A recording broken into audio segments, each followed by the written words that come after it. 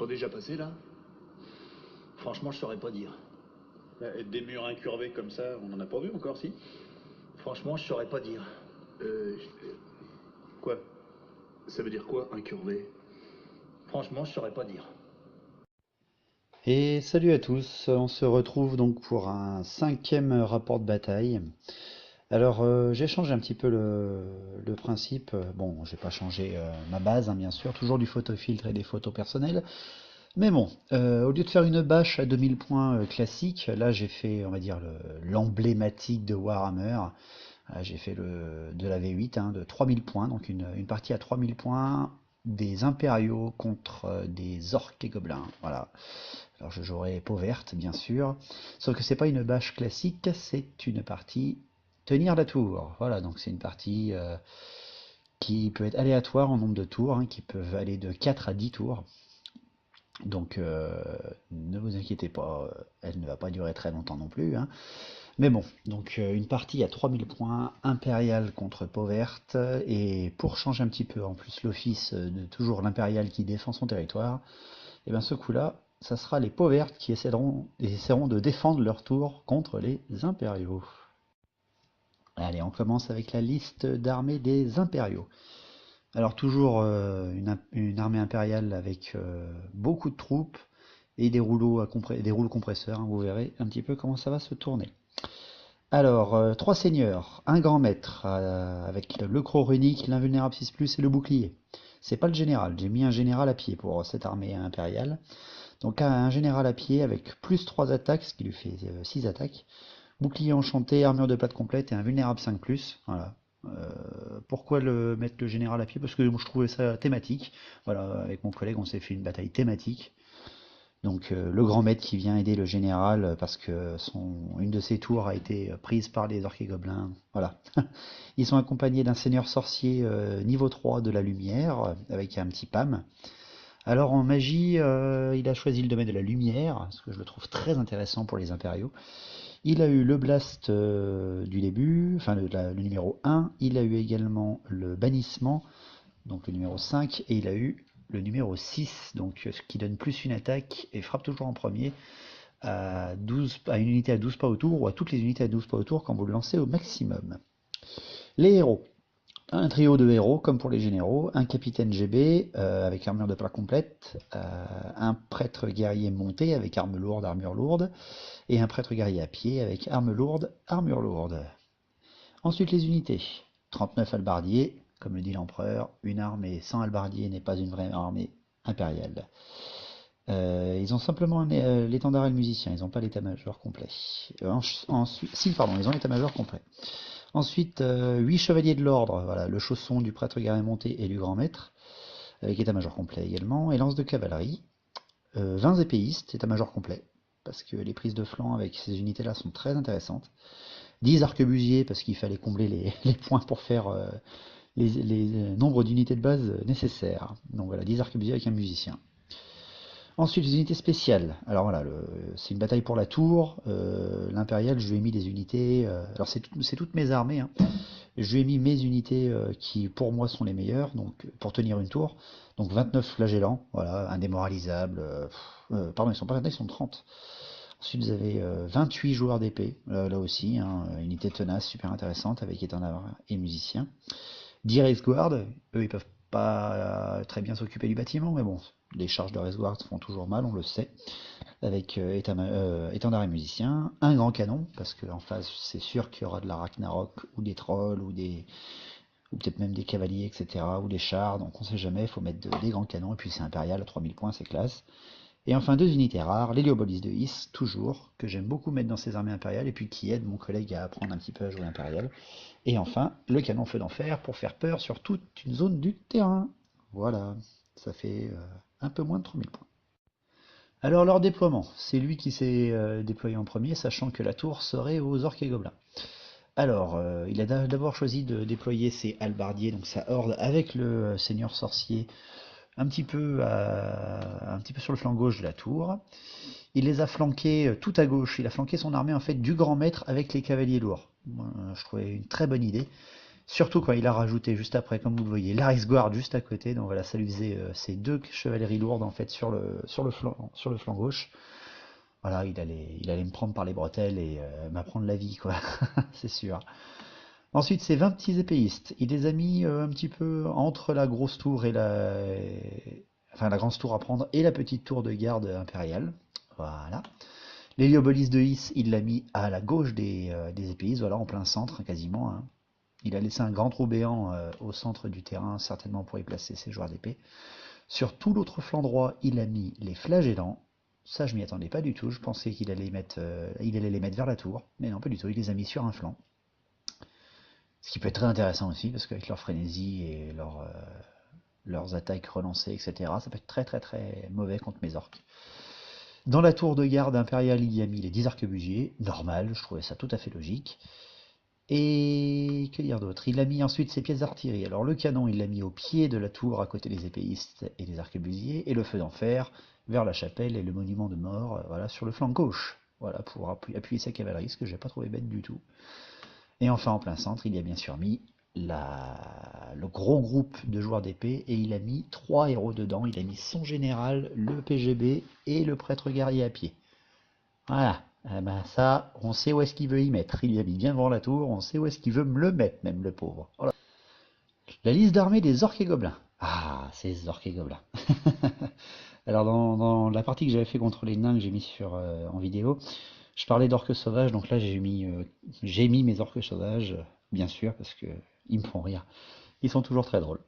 Alors, deux seigneurs qui commandent cette armée peau verte. Le général, toujours mon chef orque noir, avec le bouclier et la ténacité, plus 2 attaques, l'invulnérable 5+, et l'armure lourde. Voilà, c'est un boucher, il est monstrueux au corps à corps. Et en plus, voilà, des orques noirs tenaces, il n'y a rien de pire. Surtout pour tenir un bâtiment, c'est parfait. Ensuite, un grand chaman orque sauvage, avec le niveau 3 et la tête réduite de la chance, pour donner un vulnérable 5+, aux orques sauvages qui l'accompagnent. Un duo de héros, un chef orque noir GB, et un petit chaman gobelin la nuit niveau 2, porteur de PAM, voilà, porteur du parchemin de dissipation. Puis ça permet d'avoir des sorts gobelins, c'est assez drôle. Alors le grand chaman orque sauvage, il a eu en magie le crasse-tête, donc le numéro 1. Il a eu Duner qui permet de relancer, faire des relances avec les orques, donc le numéro 5. Il a eu le pied de Gork, le numéro 6. Voilà, là, si vous vous rappelez d'autres parties que j'ai mis sur internet, vous verrez que le pied de Gork, il a de quoi faire. Et le petit chaman gobelin, alors le mec, il est niveau 2, c'est un petit chaman gobelin, mais il connaît le numéro 5 et le numéro 6 des gobelins. Voilà, il connaît donc le nuage qui permet de rendre toute son unité en terrain dangereux, donc n'importe quelle unité qui le charge doit faire un test de terrain dangereux. Et la lune funeste, voilà, le terrible vortex de la lune funeste, qui paraît très intéressant contre les impériaux, vous verrez la suite. Les unités de base, 39 orques sauvages. Eh oui, 39, parce que j'adore les orques sauvages aussi. Avec étendard et musicien, 2 qui coupent, et je leur ai mis un gros qui trou. J'aime bien cette figurine avec les 2 orques et leur énorme lance. 24 orques costos, toujours état-major complet, avec la lance et le bouclier, parce que frapper sur 3 rangs avec une force de 5 au premier round, c'est génial. 29 gobelins de la nuit, le chausson du chaman, étendard, musicien et 3 fanatiques. 20 gobelins de la nuit, musiciens, 3 fanatiques, archers, qui vont être dans la tour dès le début. Et 5 petits gobelins sur araignée avec arc court pour menacer un petit peu les machines de guerre adverses. Les unités spéciales, toujours le chausson du général, les 29 orques noirs, étendard, musicien, bouclier, le monstre que je joue tout le temps. Les 5 orques sauvages sur sanglier, avec état-major complet, lance-bouclier. 5 orques sur sanglier, état-major complet, lance-bouclier. Voilà, pour avoir un petit peu de cavalerie, essayer de stopper la sienne, même si je suis très loin d'égaler la sienne. Et les 2 unités rares, la Ragnarok, toujours bien sûr, et 6 trolls d'eau. Voilà, ça aussi c'est un bon rouleau compresseur, très intéressant à jouer. Le déploiement. Alors le déploiement, obligatoire, hein, une unité de 20 maximum dans l'objectif si on le veut au début. Moi j'ai mis les 20 archers gobelins. Je trouvais ça très thématique, les archers gobelins qui se la jouent en zigouillard et qui arrivent à avoir un bâtiment impérial. Ouais, super fier. Maintenant, faut attendre la horde. Et quand ils voient les impériaux arriver devant eux, ils serrent un peu les fesses. Mais bon, derrière eux, donc, arrivent tout d'abord les orques sauvages, sur tout le flanc droit, en face des flagellants, en fait, je les ai mis, hein. Enfin, je les ai mis je les ai mis sur un flanc, et tant mieux, ils sont tombés face aux flagellants. Ça, c'était cool.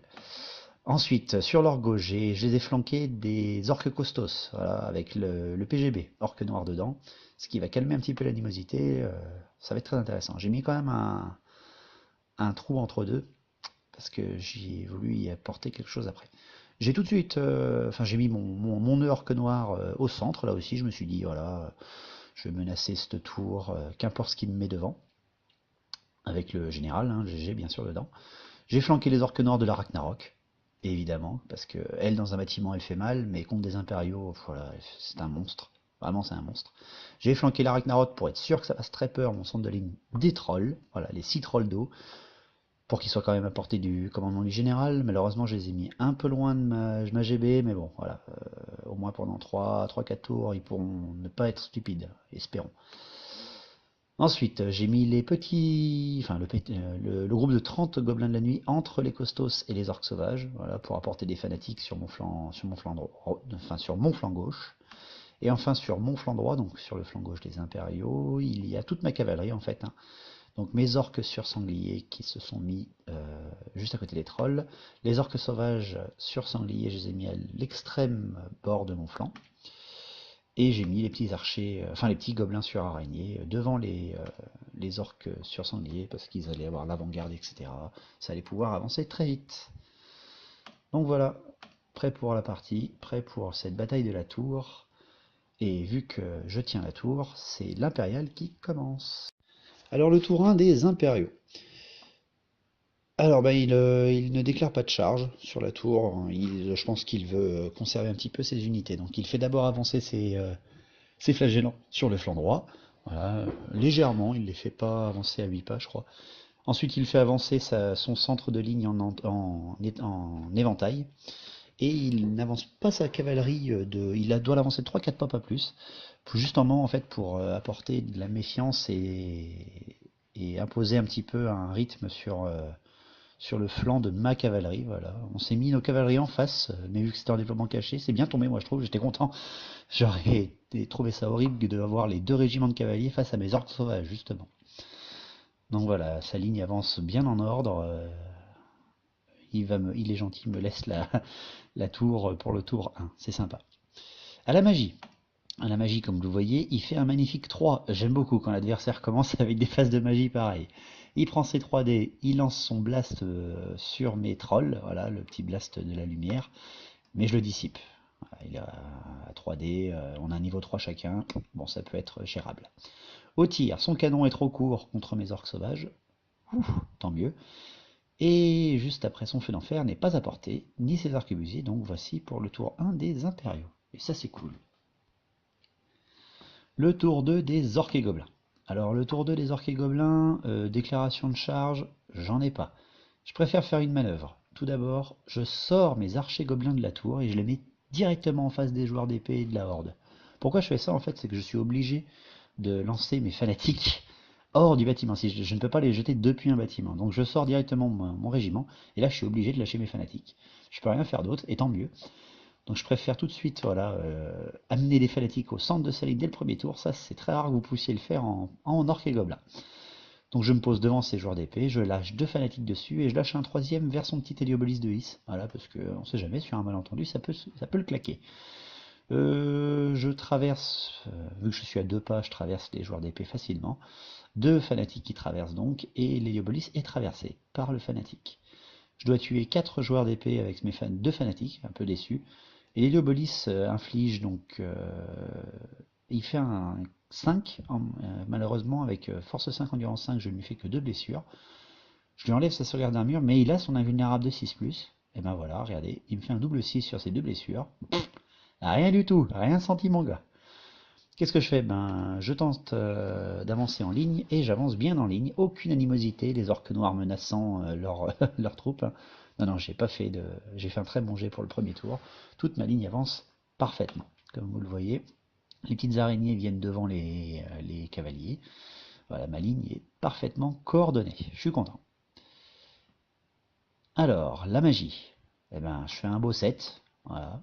Je tente un petit peu quelque chose, mais je dis, allez, non, on le fait tout de suite. Le pied de gorge sur les flagellants.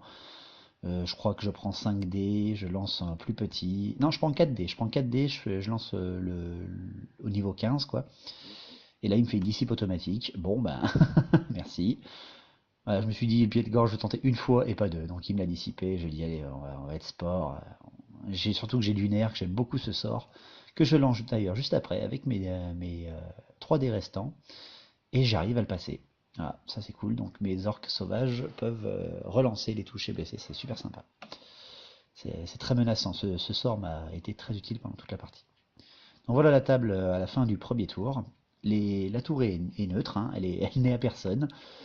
Et ce qui est bien, c'est que les archers gobelins bloquent, bloquent en fait tout le centre. Les autres ne peuvent pas charger et ensuite faire une charge irrésistible dans un bâtiment. Il faut déclarer un assaut. Ça ne marche pas comme ça. Les tirs des archers gobelins de la nuit font 2 morts. C'est quand même à noter, hein. Et voici comment se termine le tour 1. Le tour 2. Alors, tour 2 des impériaux, on commence. Bien sûr, hein, déclaration des charges. Alors là, il y va, il se fait plaisir. Déclaration de charge des joueurs d'épée. Donc, contre mes archers gobelins de la nuit, je peux faire que maintenir ma position, parce que je suis beaucoup trop près. Il lance également son ignobolise dessus. Voilà, boum, charge multiple. Bon, bah, c'est sûr et certain. Il avait pas besoin, mais bon, il s'est fait plaisir. Et la cavalerie lourde sur les araignées. Les araignées décident de fuir. Ils décident de rediriger sur les orques sauvages sur sangliers. Mais bon, il était très loin, donc bien sûr, il loupe sa charge avec ses cavaliers. Alors, je ne dois pas l'avoir mis sur le plan, mais les araignées, voilà, elles n'en restent pas devant les autres, elles sont derrière. Magie. Magie, eh bien, il fait un beau 9. Donc, avec tout ça, il utilise un bon nombre de dés pour lancer son numéro 6. Donc, plus un attaque, il frappe toujours en premier sur ses joueurs d'épée. Oh là là, quelle horreur! Avec les 3 héros, en attendant, je précise. Hein. Donc, c'est juste monstrueux. Donc, bien sûr, voilà, je lui dissipe le reste, mais ça va être très utile. Son canon. Pour la phase de tir, son canon s'aligne sur les orques sauvages, tire et en tue 2. Merci à la sauvegarde invulnérable de 5+, de la tête réduite. Ça, c'était cool. J'aime bien ce petit objet là. 50 points, c'est cher, mais bon, c'est sympa.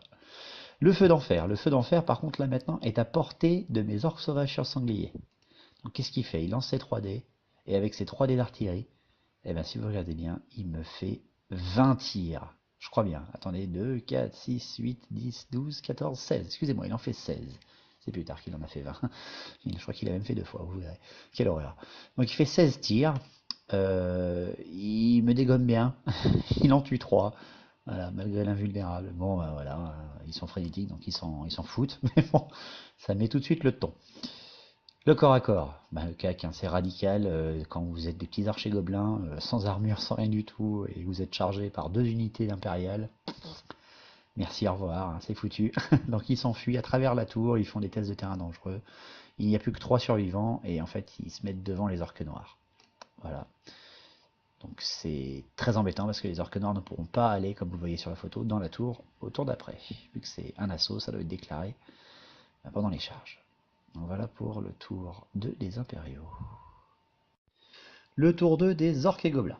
Eh ben, vu que lui il a avancé pendant sa phase, eh ben, on y va, on déclare des charges multiples. Alors d'abord les orques sauvages sur les flagellants. Là, même pas besoin de faire le test de frénésie, on y va, faut y aller. Les orques sauvages sur sanglier, par contre, je leur dis non, non, allez-y pas, mais bien sûr que oui, ils loupent leur test et ils chargent la cavalerie lourde avec le grand maître. Non mais bande de gros tarés, quoi. Vous êtes fous, c'est n'importe quoi.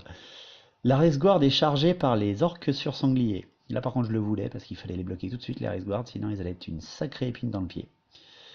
Pour le reste, eh bien j'avance, mais pardon, j'ai oublié. Je charge également avec l'Arachnarok et les trolls sur la horde. Voilà, parce que ça c'est intéressant. Je ne charge pas avec les gobelins ni les costos, parce que j'envoie les gobelins en fait au plus avant pour balancer mes fanatiques en fait. En fait, je me rapproche suffisamment des flagellants pour pouvoir les lancer sur les épéistes. C'est pour ça qu'en fait ils font des jets un peu courts, ils sont un peu loin. Ah, c'était le problème. Donc en larguant ces fanatiques, eh bien, il y en a 2 qui restent devant, bien sûr, ils sont très très loin, les épéistes, je les avais pas pensé aussi loin. Il y en a un quand même qui arrive à les traverser, il en tue quelques-uns, je crois, pas grand-chose. J'envoie mes costos dans la tour, puisqu'en fait mes orques noirs sont bloqués par ces archers gobelins en fuite, bande de gros boulets, qui d'ailleurs juste après les traverse. Donc c'était juste pour me gêner, mais bon, j'ai quand même envoyé mes costauds avec la GB dans cette tour. La magie, eh ben rien ne se passe. C'est terrible. Il n'y a rien qui peut passer. Je dois faire un jet pourri aussi. Et je n'arrive pas à booster ou à lancer n'importe quel blast que ce soit. C'est terrible. C'est terrible. C'est complètement pourri. Donc, pour les tirs, il y en a déjà plus, vu que mes archers gobelins sont morts et que le Houda de la Ragnarok est au corps à corps. Donc, cac, tout de suite. La charge des orques sur la Rexguard. La Rexguard a frappé à force 4, hein, c'est pas pareil, ça fait mal. J'en tue 2, il m'en tue 2. Donc voilà, je gagne, mais ils sont tenaces, donc ils s'en moquent à côté de leur général. Rien à faire. La Ragnarok, par contre, la Ragnarok, eh ben, ils résistent à leur test de terreur, là aussi, grâce à leur général, hein, faut pas exagérer. Par contre, ils lui font 2 blessures, si je me trompe pas, et elle en tue 2, 4, 6, elle en tue bien 6 ou 7. Voilà, donc c'est un monstre, hein, c'est fait pour buter de la troupe, ou des autres mondes d'ailleurs. Hein. La Ragnarok est un tueur de monstres parfait. Mais apparemment, c'est une bonne tueuse de horde aussi, très intéressant. Ensuite, alors voilà, les orques sauvages contre les flagellants. Alors là, merci. Voilà, voilà la photo, quoi. Ça vous prouve que c'est du massacre dans les deux sens. Et je gagne le combat grâce à mes orques sauvages, mais bon, indémoralisables, hein, les flagellants. Ils s'en moquent complètement. Donc voilà comment se termine le tour 2. Tour 3. Allez, le tour 3 des impériaux. Alors comment commencer quand on est pris au dépourvu? Pris au dépourvu. Eh non, il a très bien réagi. Il a déclaré de très bonnes charges. Les cavaliers lourds sur les archers, sur les araignées qui venaient de se reformer. Voilà, bah évidemment, sauf que là je les avais mis beaucoup trop près. Donc je déclare ma fuite et remets sur les orques sauvages derrière. Et là par contre, il y va. Et là, 2 autres charges. Bah, celles que j'attendais, les joueurs d'épée sur la tour. Voilà, donc ça va faire très très mal avec les 3 héros dedans. Et comme je lui avais expliqué que les épéistes impériaux sont très bons en prise de flanc, et ben ils chargent de flanc mes orques sauvages. Alors dans une autre partie que j'ai faite contre un autre ami, j'ai perdu mes orques sauvages par une charge de dos. Ils étaient 39 et seulement par une charge de dos de 20 scaven et je les ai tous perdus. Donc là quand j'ai vu ces impériaux m'arriver de flanc, j'ai fait oh purée, j'ai fait la même bêtise. Ça m'arrive. Mais bon, comme je vous l'ai dit, je suis un orc, je suis sur roleplay, je tombe dans les pièges qu'on me tend. Ça qui est cool. Donc il réussit ces 3 charges. Les cavaliers tombent sur les orques sauvages sur sangliers, les épéistes sur le côté de mes orques sauvages, et les joueurs d'épée entrent dans la tour pour attaquer. Voilà, donc ça va être brutal. Ça va faire très très mal.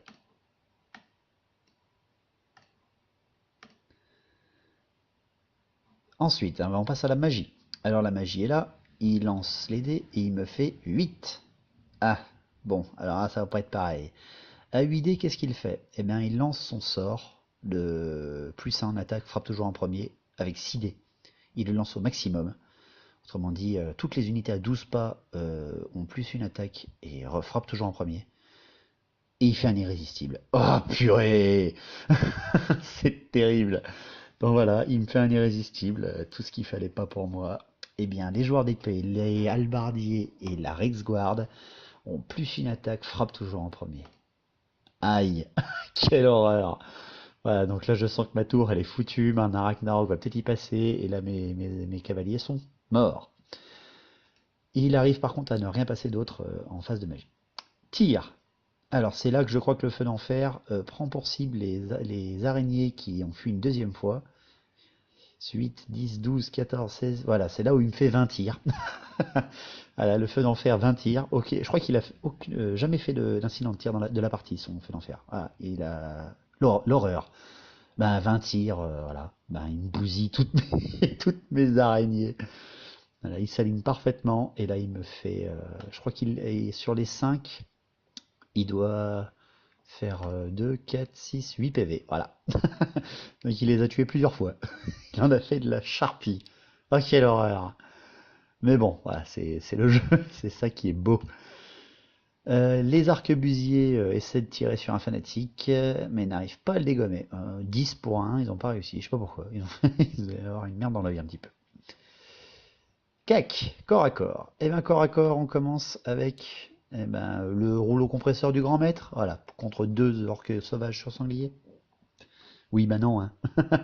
Voilà, il les explose, l'autre il fait un fait de place, voilà. Il les dégomme tout seul. J'ai pas précisé, oui, le fiasco qu'avait fait le mage, il a fait le fiasco 8, ce qui fait que tout le monde qui peut générer un dé de pouvoir prend une touche, et tout le monde a pris une touche, lui-même et les deux prêtres guerriers. J'ai oublié de le préciser, pardon. C'est pour ça que sur la photo, vous voyez le prêtre guerrier avec un PV en moins. Ensuite, autre corps à corps, eh ben, je vais vous parler, que dire, de Laris Guard. Quelle horreur. Allez, Laris Guard. Eh ben, elle arrache les trois qui lui restent, hein. Oui, oui, sans aucun dommage derrière, elle frappe toujours en premier, c'est terrible. Voilà, ça nettoie, comme on dit.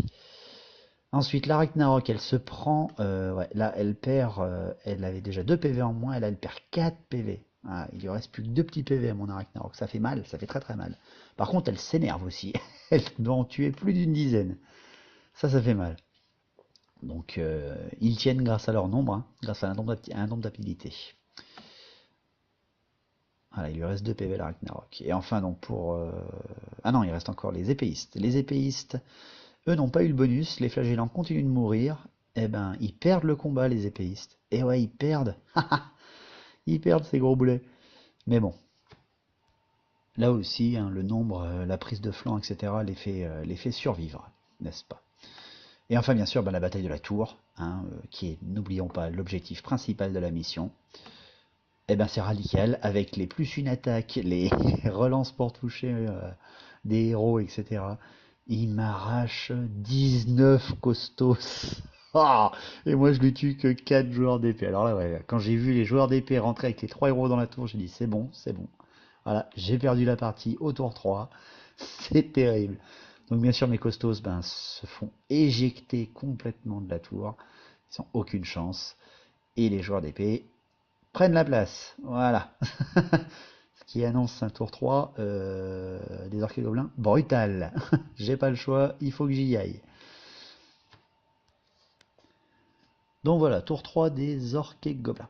Alors, tour 3 des orques et gobelins, ben, comme je l'ai dit, hein, j'ai pas le choix. Il faut que j'y aille. Il faut que j'y aille, mais il faut que je calcule quand même mes autres charges. Quand on me fait un cadeau comme ça, j'y vais. Mes trolls qui ont réussi leur 3e test de stupidité chargent la horde pour aller aider la Ragnarok parce qu'ils sentent que ça va faire mal s'ils y vont pas. Et de plus, bien, mon angle me permet de charger les épéistes de flanc, qui ont eux-mêmes chargé de flanc les orques sauvages, qui ont eux-mêmes chargé de front les flagellants. Voilà, ça c'est les grandes batailles à 3000 points de prise de flanc, de prise de flanc, de prise de dos, de Warhammer Battle. Qu'est-ce qu'on y aime ça? Donc mes 2 charges réussissent, et bien sûr j'envoie mes orques noirs dans la tour. Et oui, il faut y aller. Hein. Je réussis à rallier mes costos, impressionnant, grâce certainement à leur GB. Non, pardon, à mon général, et il se replace un petit peu pour réorienter la grosse cavalerie lourde qui arrive, là aussi, vers mon côté gauche, enfin mon côté droit, pardon. Enfin, gauche et droite, hein, tout dépend comment on est tourné. Magie, eh ben, je fais 9. Voilà, je fais 9. C'est le moment de lancer les améliorations, hein, là c'est sûr et certain. Donc mon mage orc sauvage arrive à lancer du nerf sur son unité. Donc ils vont encore pouvoir relancer. Et là ça va faire très très mal. Et on ne le voit pas sur la photo, mais mon chaman gobelin arrive également à lancer la malédiction du nuage sur lui-même. Ce qui fait qu'en fait son unité compte comme un terrain dangereux si on la charge. Voilà, donc vu que je voyais les Léobolis pas très loin, je me suis dit on sait jamais, ça peut toujours menacer. Cac, parce que je n'ai pas de tir, n'oubliez pas. Cac, alors là avec la charge des trolls, la Ragnarok qui est sauvée, elle perd quand même un PV, elle est passée à 2 doigts de se faire éclater la gueule, j'ai eu très très peur. Mais bon, la charge des trolls, les piétinements, eh ben, il ne reste plus que 4 halbardiers à la fin, bien sûr, qui s'enfuient et qui se font laminer la tronche. Sauf qu'une unité qui se fait laminer est rattrapée à côté d'une autre unité. Qu'est-ce qui se passe? Eh ben, on doit faire un test de commandement, n'est-ce pas? Et bien la Carescoard fait, regardez bien, voilà, le double 6 au commandement, vu qu'ils sont trop loin de leur général. Et ben ils s'enfuient. Oh bonheur. Là j'étais content. J'étais super content. Les halbardiers sont rattrapés par la Ragnarok et les trolls sont un petit peu en retrait. Le corps à corps, alors voilà, des prises de flanc et des prises de front, n'est-ce pas? Et ben avec le nombre, les gobelins et les nombres d'attaques des orques sauvages qui n'ont pas perdu leur frénésie depuis qu'ils sont en corps à corps, ben arrive à éclater voilà, une vingtaine d'impériaux en comptant les flagellants et les impériaux. épéistes. Les orques sauvages perdent 4 des leurs et les gobelins n'en perdent qu'un seul. Donc là, bah, bien sûr, avec une prise de flanc de plus de 10 figurines, les épéistes n'ont plus l'indomptabilité et on doit faire un lancement à double 1. Et ben regardez bien, voilà. Ils me le font. Oh, quelle horreur. Donc là, juste avant, il a fait un double 6 avec sa Rexguard. Il était vert. Et là, il fait un double 1 avec les épéistes. Waouh. Ils tiennent bon. Ça, c'est beau. Ça, c'est très très beau. Donc il a du pot quand il faut. C'est ça qui est cool. Et enfin, ma dernier cac, hein, le cac de la tour, bien sûr, avec les orques noirs affrontant les joueurs d'épée et leurs 3 héros. Alors là, ça fait mal, bien sûr, parce que les joueurs d'épée ont le bonus, n'oubliez pas. Donc j'envoie quand même mon général contre le GG adverse. Voilà, duel, hein, il a accepté d'avoir le GG en face à face. Mon général arrache 2 PV au GG. Waouh. Et il a rien en retour. Waouh, waouh. Je tue 7 joueurs d'épée et il me tue 9 orques noirs, ce qui fait qu'on est à 9-9. Et bien, ce qui fait que je suis repoussé. Hein, je suis repoussé à un pas. Terrible, mais bon, c'est comme ça. Donc, j'ai bien fait de mettre mes costauds sans réorientation derrière, parce que sinon je me prenais tout ça de flanc avec la cavalerie lourde et c'était foutu. Donc voilà pour la fin du tour 3. La tour est toujours aux mains des impériaux. Tour 4. Alors tour 4 des impériaux. Alors je précise bien que c'est à la fin du tour qu'on lance le dé pour savoir si la partie se termine, parce qu'il faut faire l'équivalent de 1 dé plus le nombre de tours et que le résultat fasse 10. Si vous arrivez à cela, eh bien vous avez fini la partie. À la fin du tour 4, si vous faites un 6, vous avez gagné si vous êtes dans la tour. Mais bon, on n'en est pas encore là, c'est le tour des impériaux. Alors, le tour des impériaux, comment il se passe à ce stade du jeu? C'est très simple, il déclare encore des charges. La charge de l'héliobolus dans le flanc de mes gobelins, parce que les épéistes ont tenu, et la charge de la cavalerie lourde sur les costos. Voilà, il n'y a rien d'autre à faire, c'est sûr et certain que ça va faire extrêmement mal. Il réussit ces 2 charges, donc le corps à corps à venir va être brutal. Que dire d'autre? Il essaie de rallier la Rexward. Voilà, c'est facile, commandement de 8, faut y aller. Et ben il fait 10. Voilà, terrible pour lui. La Rexward fait 10, il lance 3D et elle sort de la table en fuite. Waouh! Alors ça par contre, c'est moche. Je pense que là, voilà, et mon collègue a été vert. C'est terrible. Je rigole, mais bon, c'est pas drôle. Magie, il me fait un petit 6. Voilà, 5 pour moi et 6 pour lui. Donc il essaie de lancer son amélioration sur ses joueurs d'épée. Et il n'y arrive pas. Bonheur pour moi, malheur pour lui, le moment où il fallait surtout pas, le tour 4, ces joueurs d'épée n'ont plus la bénédiction. Et ça, c'est cool. Mais bon, il se venge au tir, par contre. Derrière, il se venge au tir. Le canon s'aligne sur la Ragnarok, elle a plus qu'un seul PV, ben voilà. Hein. Il tire, il ajuste parfaitement son tir, ça rebondit, ça va dedans. Pam, un PV, c'est fait. Je crois qu'il lui enlève 4. La Ragnarok est morte, merci, au revoir. Le feu d'enfer s'aligne sur les trolls. Il fait une bonne série de tirs là aussi, je crois qu'il tire au moins une quinzaine de fois encore, pas d'incident toujours. Il m'enlève 2 PV sur les trolls. Bon, voilà, faut pas exagérer non plus, mais bon, c'est quand même cool pour lui. Et les arquebusiers tirent sur le petit fanatique près d'eux, parce qu'il commence à menacer le canon, et il l'arrache bien sûr à la Scula, ils sont un peu plus alignés. Cac, corps à corps, bon bah là aussi il n'y a rien à dire. Le rouleau compresseur de la cavalerie lourde avec le grand maître arrache 8 costos. Ils en perdent 1-2, alors je sais pas comment j'ai fait. Oui, parce que j'avais pris arme lourde avec l'orque noir, le GB. Donc voilà. Au résultat de combat, bien sûr, je m'enfuis. Hein. Là, il n'y a rien à dire. J'avais bien réorienté, par contre, je suis content. Donc, il poursuit, il me rattrape, mais il ne menace pas le flanc de mes orques noirs. Et ça, c'est cool. Le corps à corps, alors voilà, des 5 régiments, autrement dit, les flagellants, les orques sauvages, les épéistes, les gobelins de la nuit et l'héliobolis. Alors, avec l'attaque de flanc de l'héliobolis sur les gobelins, il en tue 5, je crois. Il ne perd aucun PV en retour. Les épéistes perdent 4 d'entre eux. Il y a également 4 flagellants qui meurent. Voilà, les 4 derniers qui meurent. Donc, il n'y a plus rien démoralisable sur la table. Et il ne fait aucune perte dans les orques sauvages. Et ça, c'est cool. Donc le résultat de combat, l'héliobolis tient grâce à son général qui est derrière lui en fait. Oui, parce qu'il a bien choisi l'ordre des batailles. Il est pas con. Et par contre les épéistes, eux, s'enfuient et les orques sauvages étant libérés des flagellants, ils les poursuivent et ils les rattrapent. Et ça c'est cool. Donc l'héliobolus qui tient contre les gobelins de la nuit, mais le reste de la partie est presque plié de ce côté-là, en tout cas. Le canon et les arquebusiers ne m'inquiétant pas autant que ça. Le tour 4 des orques et gobelins.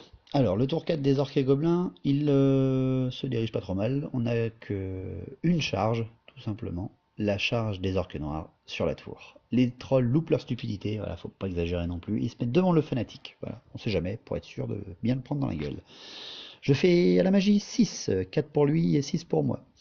Je prends les idées, et là je décide de faire du nerf au maximum avec le plus de dés possible, donc les idées, je lance, je réussis en irrésistible. Cool. En irrésistible, et donc je fais un fiasco, je fais le fiasco 5, si je ne me trompe pas, voilà 5. Ce qui fait que je me prends quand même 2 morts dans mon régiment d'orques sauvages, mais bon c'est pas grave. Les orques noirs et les orques sauvages ont les relances, et ça c'était obligé pour prendre la tour presque. Donc j'envoie les orques noirs à la tour, bien sûr. J'ai plus du tout de tir, hein, donc clac tout de suite. Et là, ben, la photo vous le prouve, quand ils ont plus leur bonus, les joueurs d'épée, le duel se terminant très rapidement, vu que le général adverse, l'impérial, n'a plus qu'un seul PV, eh bien je lui arrache la tête avec le général orque noir. Et je mets toutes mes autres attaques sur les joueurs d'épée pour tous les dégommer, parce que s'il en reste un seul, c'est foutu, ils sont tenaces. Et ben je les arrache tous. Waouh! Waouh! Ça fait du bien. J'arrive à tous les arracher. Il ne reste plus que la GB et le prêtre guerrier qui, malgré leur relance, enfin la relance du prêtre guerrier, ne font rien quasiment. Et donc s'enfuit et je prends la tour à la fin du tour 4 avec mes orques noirs. Et là, come on bro, I'm waiting you. Alors là, il peut m'envoyer tout ce qu'il veut. Il a plus de magie offensive. Je l'attends. Là, il n'y a pas de problème. Ça fait du bien. Pour le reste des CAC, eh ben, mes gobelins se retournent, ont 2 pertes face à l'héliopolis, ne lui inflige rien du tout. Mais il tient, il arrive à tenir, je sais pas comment, je sais plus comment. Bah, je crois il a seulement un point de moins, il me fait un beau 4 au commandement, donc tant mieux pour lui. L'héliopolis tient contre les gobelins de la nuit. Donc c'est la fin du tour 4, c'est moi qui tiens la tour, donc je lance un dé pour savoir si le tour se finit, et la partie surtout. Si je fais un 6, la partie se termine et je gagne. Je lance le dé et je fais 4. Donc il y aura un tour 5. Le tour 5. Le tour 5, les impériaux, ben là il faut qu'ils y aillent, hein. il a pas vraiment le choix. Malheureusement il n'a pas grand chose à faire. Il reforme simplement ses unités, enfin ses impériaux en fuite déjà. Il reforme également sa cavalerie lourde. Il a, je ne sais plus combien de dés par contre en pouvoir, je crois qu'il il en a 8. 6 pour moi, 8 pour lui. Il en prend 4 et 4 et il arrive à passer les 2 prières qu'il veut lancer. Autrement dit, l'invulnérable 5+, sur les 2 héros qui ont survécu et qui se sont ralliés, hein, et également la vulnérable 5+, sur la cavalerie lourde. Voilà, c'est le chose qu'il peut faire. Tant pis pour lui, il le sait, il veut envoyer la cavalerie au tour 6 dans la tour pour finir avec peut-être un malentendu avec le grand maître. L'héliobolis continue avec les gobelins de la nuit, mais là ce coup-là il ne fait qu'une seule perte dans les gobelins, donc là avec les bonus fixes, il s'enfuit. Il n'est pas rattrapé par les gobelins de la nuit. Voilà, un tour 5 très succinct des impériaux. Tour 6 des orques et gobelins. Je lance l'animosité. Les orques sauvages, ok. Les gobelins, non. Ah non, ils sont pas d'accord, ils ne veulent pas. Donc je déclare une charge d'abord avec les orques sauvages sur l'héliobolis, qui est déjà en fuite, qui lui permettent donc de continuer sa fuite. Et je redirige ma charge sur les 2 héros qui restent. C'est moche, hein, je charge avec 20 mecs et un héros dans 2 petits héros, dont le prêtre guerrier qui a moins 1 PV. C'est dégueulasse, mais bon, c'était pour bien... voilà, je ne pouvais pas manquer ça quand même. Test de stupidité des trolls, ils le loupent une 2e fois, et ils se mettent juste au bord du terrain. Voilà, à un pas près. C'est cool. Merci les gars, vous servez à quelque chose. J'ai réussi ma charge bien sûr avec les orques sauvages. Et j'ai rien d'autre. En déplacement en tout cas. Magie. Alors, phase de magie, je prends mes 2 dés. Je n'ai qu'un seul mage qui peut lancer vu que l'autre petit gobelin est en animosité. Je fais un 8 encore, avec 5 pour lui. Eh ben, c'est très simple, hein. Je prends encore mes 6 dés. Et je décide de lancer encore une fois du nerf au maximum. J'ai réussi, mais là, ce coup-là, je fais le fiasco encore une fois. Enfin, je fais encore un irrésistible. J'aime les irrésistibles avec les orques, c'est fait pour. Et par contre, là, ce coup-là, je fais le 4, ce qui est beaucoup moins drôle. Enfin, si, ça me fait rire parce que c'est orque, voilà, c'est très... L'autre, il est à fond dedans, quoi. Je réussis donc à passer mon sort. Les orques noirs et les orques sauvages, on leur relance. Par contre, là, l'implosion me tue une douzaine d'orques sauvages. Là, ça fait très très mal, je crois. Mais par contre, mon chaman n'est pas entré dans le chaos. Pas comme mon autre chaman orc. Voilà, j'en ai déjà perdu un à une autre partie que je vous ai mis sur internet, mais pas celui-là. Lui, il restera. Sauf qu'avec l'explosion, eh ben, en fait, je tue le prêtre guerrier avant même le début du corps à corps. Voilà. Le prêtre guerrier qui était en contact avec le chaman et le GB. Le GB prend un PV dans la gueule déjà. Et le prêtre guerrier perd son dernier PV à cause de la magie. Voilà. Terrible pour lui, je sais. Tir, j'en ai pas, on passe au CAC, et là le CAC, ben, un héros contre une douzaine de mecs et un héros et un chaman, ben, c'est radical, même s'il a une armure de plate, le pauvre, rien n'y fait, il est explosé, la GB tombe à terre. Et voilà comment se termine le tour 5. Ma tour est toujours aux mains de ma grosse horde de orques noirs avec leur GG. Je lance le dé pour savoir qu'est-ce qui se passe, et là, je fais 6. Donc autrement dit, la partie se termine comme ça. Donc voilà, fin de partie. La tour est aux mains de mes orques noirs, ce qui fait que la victoire appartient aux orques et gobelins. Wouhou! Voilà, voilà. Donc j'espère que cette partie vous aura plu. Enfin une partie, on va dire presque normale pour la V8 de Warhammer Battle, mais bon, 3000 points, bataille de la tour. C'est des batailles toujours bien thématiques, avec deux armées emblématiques de Warhammer, hein. Des armées où on est obligé d'un moment se taper dessus, parce que c'est pas des armées de filature ou de petits filoches, hein, très manœuvrables comme les elfes ou d'autres armées de feuge. Voilà, j'espère qu'elle vous aura plu. À la prochaine, j'espère. Longue vie à Battle, au vrai Battle.